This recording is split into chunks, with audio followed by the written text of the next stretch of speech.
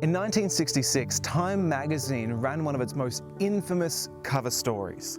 It was a bold question, 3 words in red ink against a black background. Is God dead? And this cover story, it chronicled the decline of belief in God amongst the educated elites of the time. They believed that humanity had invented God and now had something else to replace him as an explanation. And what was the cause of God's downfall? Science.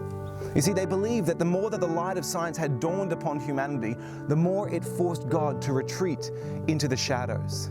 That belief in God now was reserved for the scientifically illiterate, the intellectually lazy, or perhaps those too weak psychologically to cope with reality.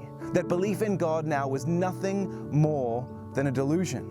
And as they looked upon, they saw that God and science were opposing explanations for the universe and our place in it.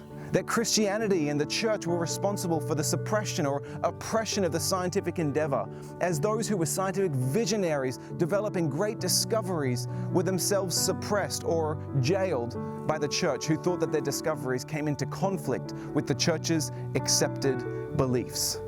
They believed that Darwin and Dawkins were responsible for putting the final nail in God's coffin, that science has buried God.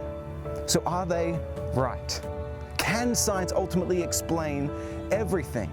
Is Christianity anti-science? Has cosmology and biology got rid of the need for the scriptures and the story that the Christians tell about God as creator?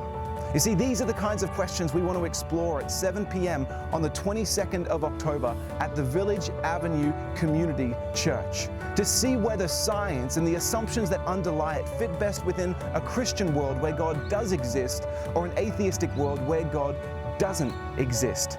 And we would love to see you there. So grab your friends and come along.